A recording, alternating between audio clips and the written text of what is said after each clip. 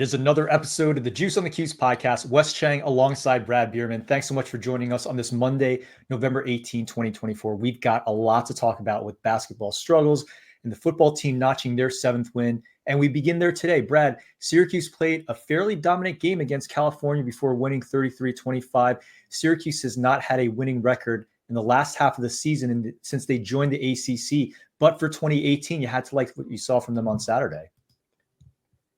Certainly did, Wes. And I think you in person got to see the best overall performance from a Syracuse football team this season, no doubt, from start to finish, and both on offense, defense, and special teams. Very impressive overall, both the players on the field executing the game plan and the coaches who put that together. And I really have to credit Fran Brown and staff getting this team ready after the BC debacle, losing on the road to an Eastern rival, Pitt and BC, and then having to get the team refocused for another ACC game and a road trip. And as you say, in the month of November, where Syracuse has not done well traditionally on the road in the ACC or in the month of November, and then to boot, fly cross country to face a team that had won a game and had some momentum playing at home. So very impressive performance that you got to see up close and personal, and certainly a difference maker. And it's going to be, the big question mark for next season. But let's enjoy Kyle McCord this season. Having the quarterback of his stature makes all the difference, obviously, right, Wes? And we haven't seen anything like it since Ryan Nassib in 2012. And as quarterback play goes, so goes and Eric Dungey, of course. I don't want to forget his great year in 18, but as far as a pro quarterback potential, and now, of course, with McCord leading Syracuse offensively this year. Yeah, so Brad, I was there in press row, as you mentioned, covering the game. So strange to see the ACC logo emblazoned across Cal Berkeley's stadium. It's very bizarre. A few things I wanted to highlight about the win. First, the quote, "Winners get washed." We heard from Kyle McCord and Aranda Gatson after. That when the team was presenting game balls, Yassine Willis pulled out a bottle of Old Spice and handed it to Fran Brown. Obviously, Fran Brown had, after lost that Boston College game, says he doesn't allow himself to shower after losses. So certainly a win for the whole team, as that's about a 6 to 7 hour trip back to Central New York from the Bay Area. You don't want to be smelling that entire way. And a more serious note, another thing I took away from the win is Davian Kerr, the true freshman, getting the start at defensive back, making a key interception in the first quarter, the first of his career. After the game, Fran Brown saying that Kerr started because 3 players ahead of him were disciplined, one for loafing during practice, another because he was late to a team meeting, a third because he was mouthing off to a coach. Brad, the first letter in DART is D for discipline, and that's what Fran Brown did and has been trying to instill all season.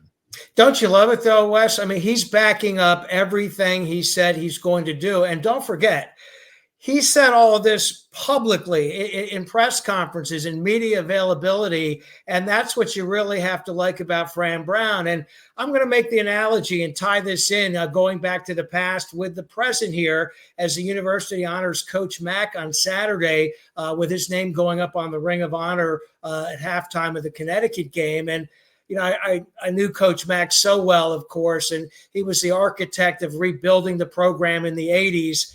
And I see so many similarities to what Fran Brown is doing today, Wes. It's uncanny. Of course, different generations. Fran's doing it his way, his style, his background coming from New Jersey. Coach Mack was a New Englander at heart. He had head coaching experience before he got to Syracuse. But, Fran Brown was at the highest echelon of assistant coaching at Georgia, and he seamlessly moved into this first year as a head coach. You can see it every week in these press conferences. He takes charge. He has everything in order. Each week has gone by, and it's just uncanny how he's building the program to his specifications now in the 2020s, mid-2020s, as Coach Mack did in the early 1980s. And I just love how what you see is what you get with Fran Brown. And one thing on the Old Spice, forget about Old Spice. I got to see he's going to market his own deodorant, Wes. He's going to do, Winter's Wash. He's got to be doing something like that. He's a marketing genius, wearing the T-shirts and the hats, along with promoting DART as a part of the Syracuse football program, the integral part, as you mentioned, to the program. Brad, one other thing going back to the football field I wanted to get across before we go to break. Syracuse's special teams had been in disarray for the first half of the season. First with Brady Denenberg, then with Jaden O, a 30-yard field goal or even extra points suddenly became an adventure. That's not the case anymore. How about Jackson Kennedy stepping in, going 4 for 4 on field goals, including a long of 43? We always have former Syracuse punter Brendan Carney on this very program. He talks a lot about how football has 3 phases. Syracuse has really shored up that third phase of the game. They don't win that game without Kennedy's heroics. It's definitely worth pointing out, in my opinion. And let me add this note about special teams. This is why I love Coach Fran as well. He talked about it in his Monday press conference this week. He brought Derek McDonald over to the special teams. And why did he do that? Because not only is he one of the smartest players on the team, he's one of the smartest student athletes on campus. And so I'm going to take advantage of his ability to be a leader and how smart he is in organizing his teammates in the special teams unit. And that is just an integral behind the scenes part to this, not to mention giving Jackson Kennedy his chance after giving Jaden O a shot as a former walk-on, got some kicks in an actual game, and then saluting Brady Denenberg for still contributing to the team in his duties as the kickoff specialist. So you're right, Stonehouse punting, and now Kennedy with the field goals. Special teams integral, going to be important in the final games of this season. We're going to take a quick break, and after we'll talk about another close call for the basketball team. This is the Juice on the Cuse podcast.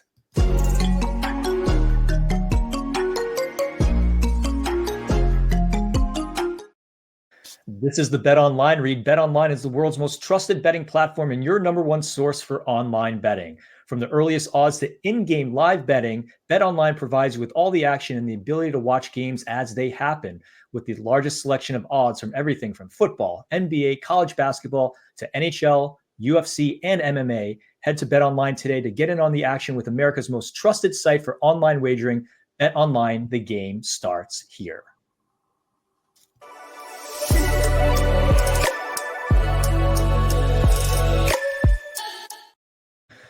Back here on the Juice on the Cuse podcast, Wes Cheng alongside Brad Bierman. Brad, while Syracuse was playing Californian football on Saturday, the basketball team had its hands full with Youngstown State. They needed 2 overtimes to defeat the 183rd KenPom ranked team and trailed for the majority of the second half. Brad, this is the 3rd straight lower tiered opponent Syracuse has played to start the season, and the 3rd team they've had to eke out a close win against. I'm pretty discouraged by these 3 results. Are you? Well, Wes, I'm not discouraged because they're W's, but I am discouraged, like you say, because they certainly could have been L's. And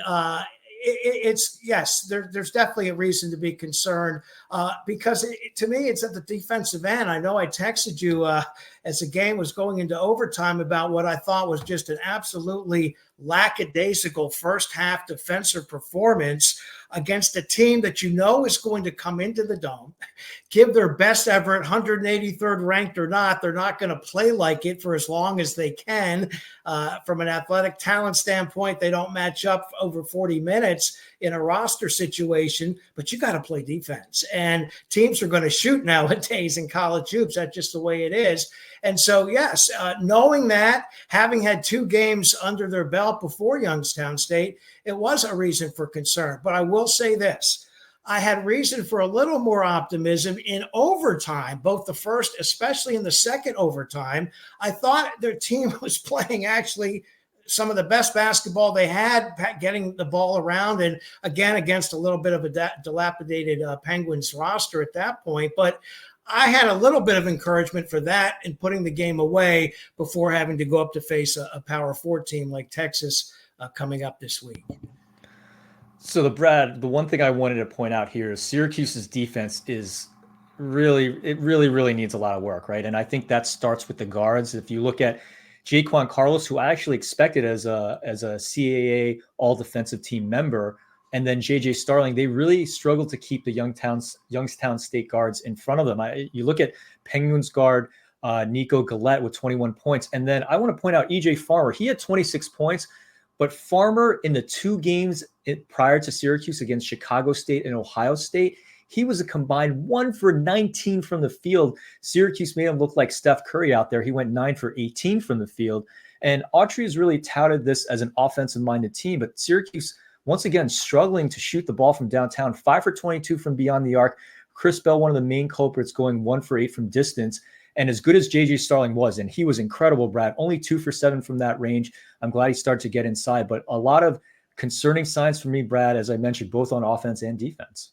Well, to me, traditionally, we've talked about at the end of the Jim Boeheim era, too. I never usually am concerned about Syracuse offensively. They're going to have down games shooting like all teams do, and they're going to have games uncharacteristically with more turnovers than not.